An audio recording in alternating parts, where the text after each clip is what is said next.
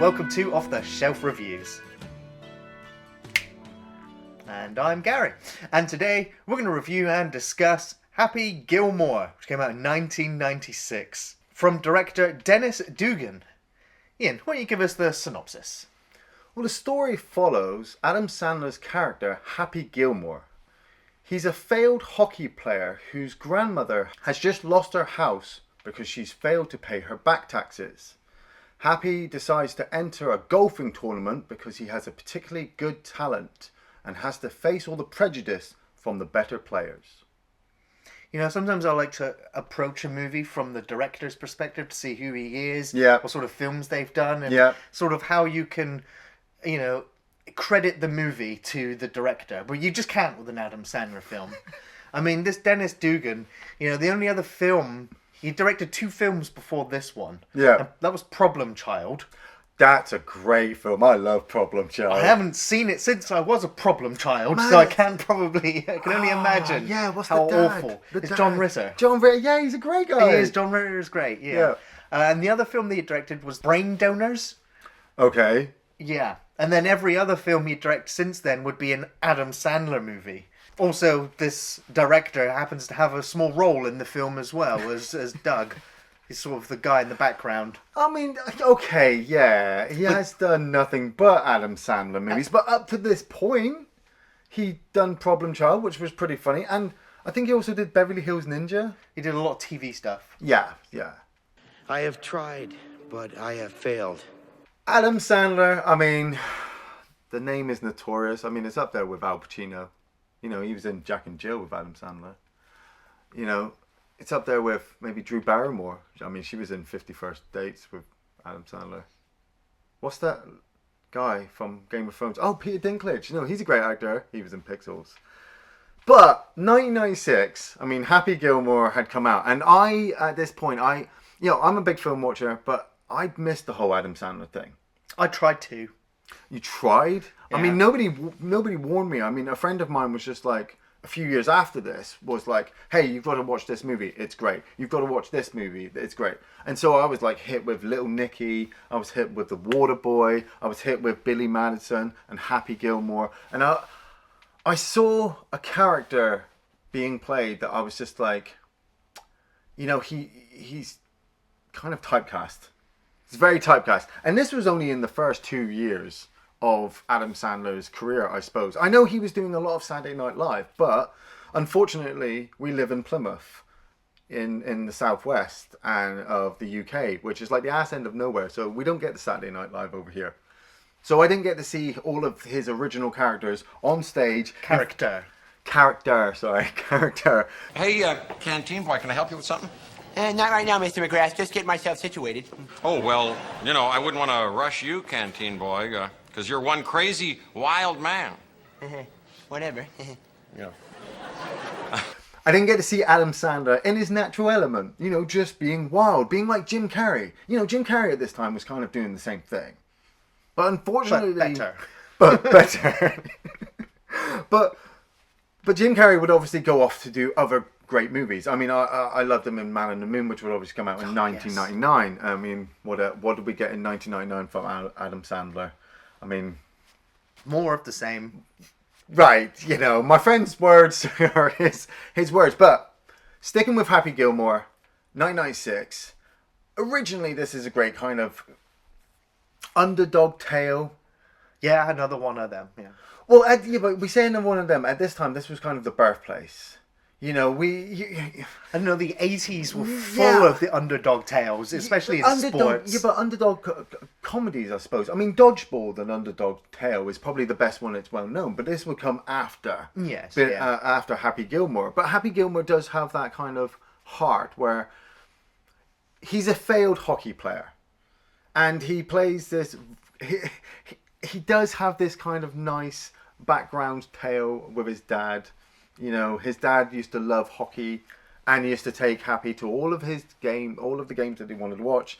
And then one day, his dad got killed by a puck, which meant that Happy had to go live with his grandmother, played by Frances Bay. Frances Bay is amazing. Yeah, I'll remember her, unfortunately, in Critters 3. I always Yeah. remember her brandishing that giant axe. Yeah. But- Well, also the axe Yes, from In the Mouth of Madness. Absolutely, yeah. But I like to think that, well, you know, she owns this house, you know, and Happy's off living his life, and she's luring people in and Cutting them up. with an axe. But I mean, he's down on his luck. He's failed to get his position on the local hockey team. Because he's terrible and he doesn't realise it. Well, he's terrible as a skater. He's got a really good slap shot, and he's aggressive as fuck, which I think are the only two things you need for playing hockey. I don't play hockey, but I see a lot of smashing and whacking. Anyway. And then his girlfriend leaves him, which is just like, well, yeah, it's no surprise there. I do kind of really like that sequence with the speaker, where he's like giving her shit, and then he's walking away, and he's like, "I'm sorry, baby. I'm sorry. Please come back and give some Adam Sandler love to me. Please, oh, come on, baby. Oh, you stupid bitch! I got it." I am not spending the rest of my life with a loser. I'm gone. Good, then get the hell out of my life. Who needs you? Beat it. Leave me alone. I'm sorry, babe. I didn't mean that either. It's just like that. Yeah. And then he comes across his grandmother, and she's had her house repossessed. And he takes her to an old people's home, which it kind of reminds me of the old people's home from Halloween, or the mental institution, I'm sorry, from Halloween, where everybody's just wandering. Oh, right, yes. You know, yeah. a woman literally jumps on the hood of Happy's car and screams, "Get me out of here," which should have been a warning sign, but... Well, yes, because an uncredited Ben Stiller... wearing a dirty Sanchez. Yeah, is the orderly, I suppose? Yeah, Hallel. Yes, and he's mistreating the residents. Could I trouble you for a glass of warm milk? It helps put me to sleep. You could trouble me for a warm glass of shut the hell up. Yeah, we are talking 23 years ago, so times have really changed that we can now show old people working in a sweatshop for a hostile orderly.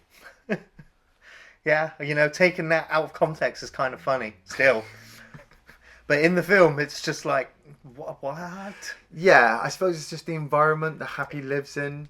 Yeah, and it's a film that's filled with just these offbeat, kind of doesn't matter to the plot, little side gags. Yeah, which is nice, because it does kind of keep the story going, to the fact that obviously he has to join up to he joins up to the local golfing tournament because two movers realise he's got a hell of a slap shot. You know, so when he tees off, I don't know golf terminology. Yeah. When he tees off, he's able to smash it 400 yards, which is the normal distance for a hole. And so that's he really hits good. the guy at the end. Oh yeah, he hits the family. Yeah, And then he hits the guy again. Yeah, and then hits the wife. And then hits the wife out the And window. then Or he she hits falls the... down. Yeah. That was pretty funny. I mean, she falls down. Sure. Don't you see it kind of like a You know, Naked Gun parody kind of thing? I laugh a lot at Naked Gun, even on its 100th repeat viewing. I'm still laughing at Naked Gun. Yeah. But I think that the writing in there is a lot smarter, and the characters are more likable. Adam Sandler doesn't play a likable character. You know, I can't even, for the most part, remember his characters' names unless it's the film title. Yeah. It's the only way you can tell the bloody difference. Well, not like Click. I mean, he's not. Oh yeah, actually what's his name in Click? What's his name in Jack and Jill? I'm sorry to bring that up. Well, but it's still at this time. I mean, you know, 1996. You know, the guy was still starting his career. I mean, we'll give him at least that kind of credit that he built this character on this character. So this is this character's film. But I do get kind of confused between this character and Billy Madison. Yeah, so Happy joins up in the golfing tournament and comes across a character who I do actually really, really like, Christopher McDonald, playing Shooter. I mean, he played the dad, I suppose, in The Faculty. He might be remembered from that. Yeah. He was in Grease 2. I love Grease 2. I do know that Bruce Campbell auditioned for the role. Wow. Didn't get it, obviously. That would be amazing, Adam No. Sandler, you dick. I'm so glad that Bruce Campbell didn't get the role, because I would have been like, oh God, why?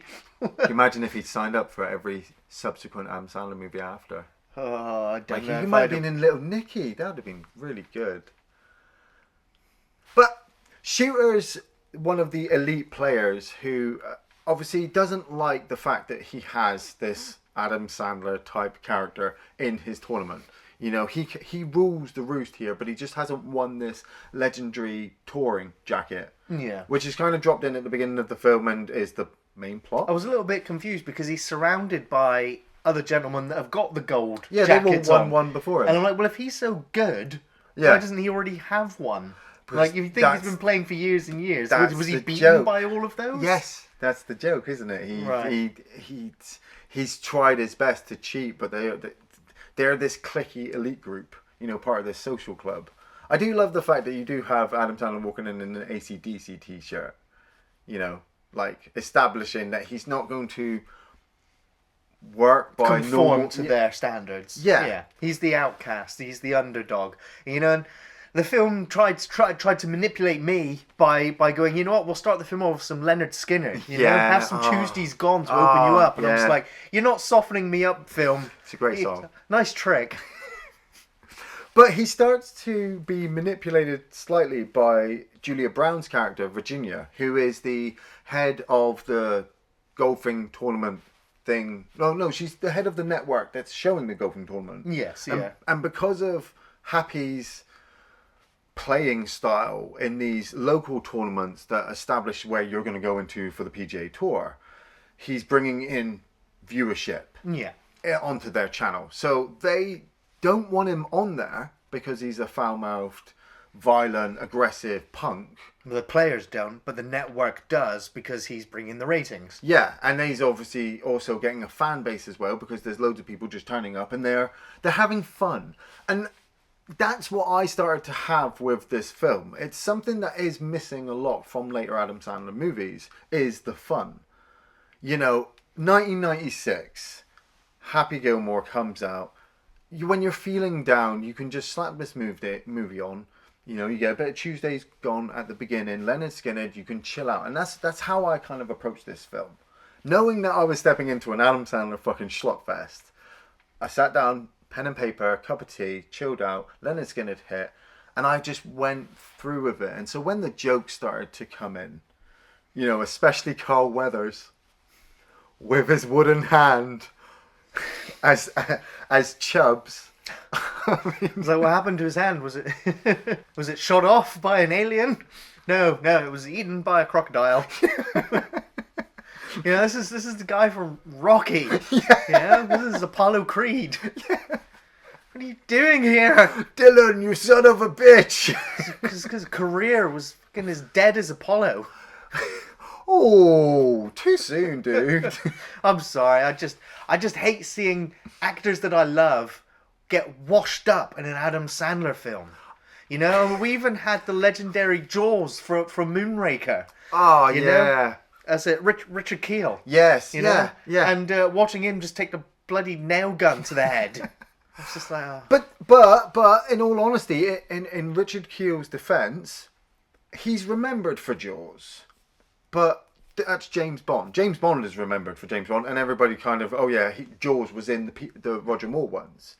You know, at least with this film, I'm like, oh my god, it's Jaws. Yes, I forgot he was in this. Same thing with Carl Weathers. You say he was washed up. Was he really doing anything? Exactly. He'd had his good times, and so he comes in as a joke, and yeah, okay, he does come back again in Little Nicky with the same joke. It's all in the hips. But when he does it, I'm kind of swaying with him, like, it's all in the hips. It's all in the hips. It's all in the hips. Work with me now. It's all in the hips. Yeah, it's all in the hips. It's all in the hips. Get off of me! It's all in the hips. It's all in the hips. Bye, Chad. All in the hips. Yeah! So then we just get a series of scenes, montages, if you will, of Adam Sandler playing golf and, You know, and you watch him swing and miss the ball entirely, and then you get sequences where he's basically just got to putt it just into the hole. Yeah. And, you know, and he's got another golfer just telling him that just to send it home. Send it home. And, of course, he putts the ball and it doesn't go in. And then that turns him into a tirade. He just rages out and hulks out screaming at the ball. Man, the Bob Barker fight is pretty fucking funny when he fights that old man. Like, I don't know who Bob Barker is. He's an American TV game show presenter. I mean, I gathered also that from The Price is Right. But, I mean, we had it over here, so he's kind of like our Michael Barrymore, I suppose. And they have this fight. And you kind of think that Adam Sandler's going to beat the shit out of him. But Happy gets his ass whooped.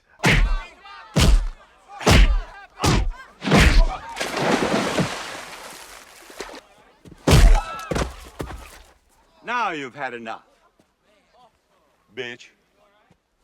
And you kind of feel good about it because he needed to be fucking bitch. He needed to be bitch slapped because he ums and ahs all the way through the film. I'm really, really good. I'm not really, really good. I'm really, really good. I'm not really, really good. You're Happy. You should do this. You don't do that. Don't do this. Don't do that. And it kind of gets you kind of angry. So when he does, I mean, not everybody does, but when he slaps that ball and, you know, he clears the green and everybody's behind him. I'm behind him at that point. And then when he's trying to putt and he cannot putt and I can't, like, mini golf is fucking the devil's game. I hate mini golf. It's a lot of fun, actually. But fucking getting that putt and you just want to bend that fucking bar and you can't, you know, and everyone, and I feel like Happy Gilmore. It's just a game. I know. Well, this is just a film, and you know, you kind of just got to get behind it. It's fun, right? You're supposed to just so much that this is a film. But yes, I mean, he goes through this montage. He gets really good. He gets Chubbs behind him, and well, he has to go back to Chubbs because he's failing.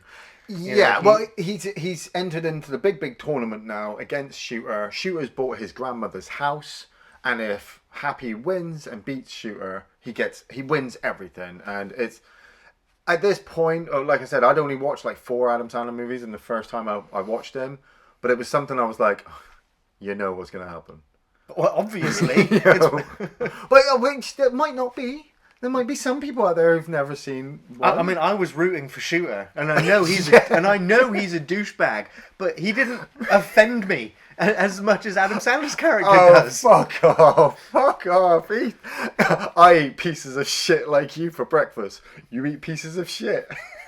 I watch pieces of shit like films like this for breakfast.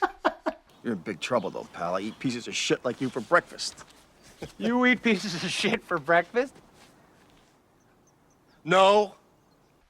Yeah, you know, I will credit that was probably the wittiest bit of writing in the entire film. No, well, I mean, for me, I mean, Shooter's lines against Happy's stuff at this early stage of Adam Sandler's kind of film career was still kind of fresh. So he was the like I said, he was the underdog going up against the elite. So it's like, when Shooter sets him up right at the beginning, Happy only wants to help. He only wants to work for his grandmother, you know, and stay at the house. So he's not a greedy kind of person, but Shooter's treatment of him makes all that anger come out, and that's what kind of makes me relate to him. So then when they go off against each other, I'm like, yeah, I want to fucking put that motherfucker down. You know, he's a fucking piece of shit. And that, I think, works for Christopher McDonald because he delivers his dialogue so well, counteracting Adam Sandler's fucking perfect fucking responses, that he's able to come back as well. Yeah. I mean, I like it when Happy gets told to find his happy place by Chubbs. And so he imagines this whole great a place where Virginia's in her sexy underwear, you know, wouldn't get that now. Grandmother's just fucking playing a casino Slot machine and winning all the money, and Happy's just got everything. Oh, don't forget the dwarf on the unicycle. Yeah, no, the tricycle. The tricycle. But then he comes across Shooter, and he starts to get angry again. And Shooter comes in at that stage, doesn't he? With the upturned fucking grease shirt and his hair all turned up, and he's just all over everything. And I'm like, that works. He's a douchebag. He's being played as a douchebag. It's working for him. Happy does go through a bit of a troubled stage because at one point in the movie he gets heckled by a heckler who's been hired by Shooter. And then later on, Shooter hires him again to come back. And so the heckler decides to drive a Volkswagen onto the course and run him down. I mean, you literally watch this thing come down the hill, don't you? Yeah. And everyone's just like, oh, look, it's a Volkswagen, no care. And it just mows him down. But he loses his kind of ability to hit the perfect shot until he realizes grandmother loves him. And then all of a sudden his injuries just vanish. Oh, yeah, and he manages to pull back the game all the way back to the breaking point, defeats Shooter, and wins everything. Wow. I'm so glad I was invested in that. Yeah. Yeah, but I've sat through worse, really. I mean, I had fun with this movie. Like, this is better than Hellraiser Deader. Yeah. You know, it's better than Critters 3, which Francis Bay was in. And it is a lot more fun than a lot more of Adam Sandler's work that will come. So, it's one of those films that I could easily just say, hey, you know what? Watch Happy Gilmore. That's it. You know? Yeah. There's not really much to talk about or discuss afterwards. It's kind of like, did you find that funny or not? No. You know? Yeah. I just felt really sorry for Carl Weathers. I just embarrassed for him almost. Did you feel sorry for like everybody, actor and actress, including Adam Sandler? I felt sorry for the cameraman that had to film it all. You know, I just felt sorry for the guy that had to light the scene. I felt sorry for the trailer people in the background that you don't even see. I feel sorry for everyone in the credits list that went up afterwards. I feel sorry for Leonard Skinner that his music was put into this film. I feel sorry for those of you that brought the DVD. It's just like the reverse Lord of the Rings for them. You know, where, you know, you see the behind the scenes for Lord of the Rings, where everybody had such a great time creating this fucking amazing fucking series of films. And then the director for this kind of just hid in his trailer. No, he evidently enjoyed it because he would continue to work with Adam Sandler, probably because no one else would hire him. You think Adam Sandler keeps him in a cage with a stick? Like, make me a movie! Make me a movie! Yeah, just like that, actually. I can't anymore! No, please! Here's a Hellraiser script. I don't want a Hellraiser script! You totally missed the bit where Carl Weathers dies. Jobs! Jobs! So, Ian, do you have any favourite scenes from the film? Yes, I do have quite a few favourite scenes. I love the sequence at the beginning where he's arguing with his girlfriend. I mean, how many of us haven't had that kind of argument when we were younger, you know, and we thought we knew it all? And you're telling your girlfriend you don't need her at all, but then you're really shy and you want her back and you want to give her some Adam Sandler love. Maybe it was just me. I'll give you the old smoochy smoot kissy wissy. You know Happy's gonna make everything okay. I love the fight with the alligator. I think it's the alligator that actually kills Chubbs later on and took his hand. Yes. You know, we saw that Carl Weathers had a wooden hand, which is the running joke that it gets destroyed throughout the movie. Yeah. Oh! Don't worry about that. Made of wood. It's real sturdy. Believe me, I'm ready. Then let's get to work. All right. Ooh, I'm sorry. Here. Oh, here's your pinky. I think the destroyed hand joke was actually better done in Kingpin with Woody Harrelson. Yes, yeah. But in this one, Adam Sandler comes across the alligator that took it, kills it, and then shows the head to Carl Weathers, who inadvertently falls out of a window and dies, but ends up in heaven with Reese Witherspoon. Hi. Chubbs used to be a golf pro, but up here he's just the dopest dance instructor. Ah, that's nice. It's all in the hips. It's all in the hips. Bye, Chubbs. All in the hips. Yeah!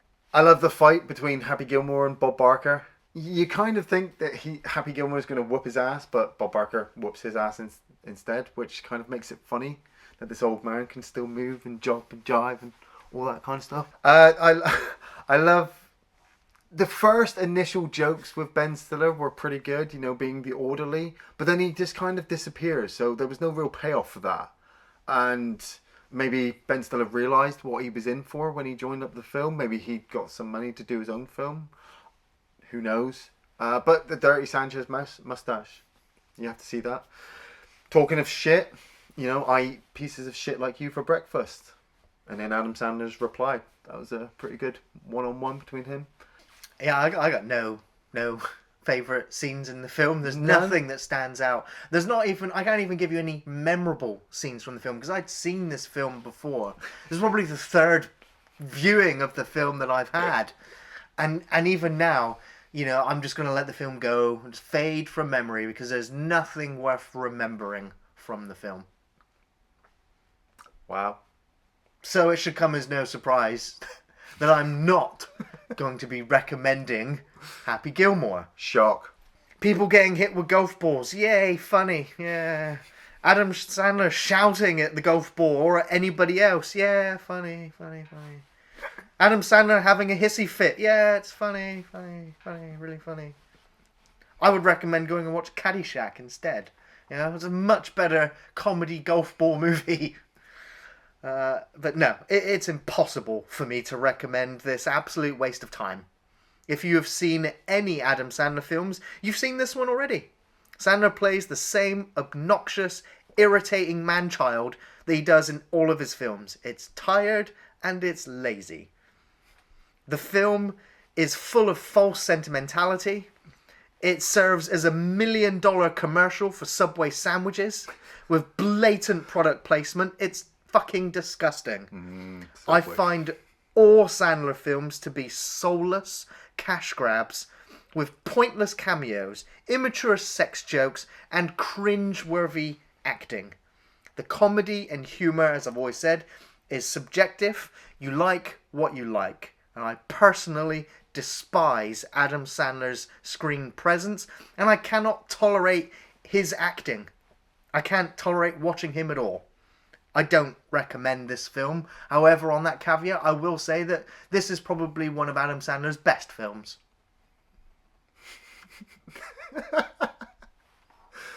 You know, for somebody who doesn't have a lot to say about Adam Sandler films, you got a lot to say about Adam Sandler films. Gee, thanks. I do recommend Happy Gilmore. Like Gary says, it is kind of the Caddyshack replica. I'd totally forgotten Caddyshack. But then again, that doesn't really say a lot about Caddyshack, I suppose. It's got Rodney Dangerfield, I think it is. And I felt like he was kind of like the 80s version of Adam Sandler. You know, I've seen a couple of his stand-up. He kind of played the same kind of character in his kind of same films. So I suppose that's kind of why I like Adam Sandler, because I kind of got behind Roger Dangerfield back in the 80s. It's a whole weird Porky's thing going on there.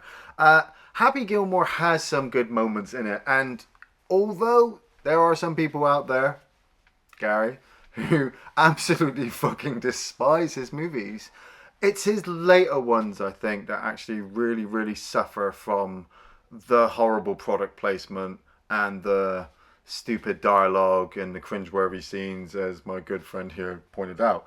You know, these earlier ones, they were funny. You know, we were pre-Jackass at this point. We were ready for fucking smacking each other in the face. We were coming off the back of Monty Python, but we still wanted to throw ourselves in bushes. This guy was willing on doing that without us putting ourselves in that kind of harm.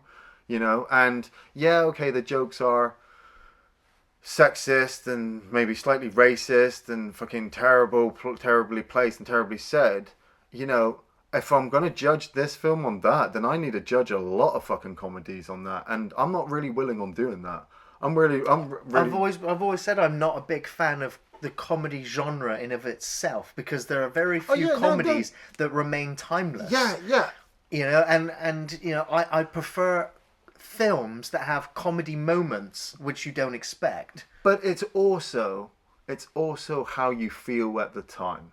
You know, like I said, I sat ready to watch an Adam Sandler movie. And you were set ready to watch an Adam Sandler movie. Unfortunately. But you were set ready to watch an Adam Sandler movie with a double-barrel shotgun in your mouth, you know, and ready to fucking say bye-bye. As soon as, you know, if that music had been anything but fucking Leonard Skinner, that trigger was going, you know? But as soon as the music played, he went, fuck. And he put the shotgun down. I had my cup of tea in my hand. I was like, fucking ready. I'm ready for this shit. Fuck it. I'll take anything, you know?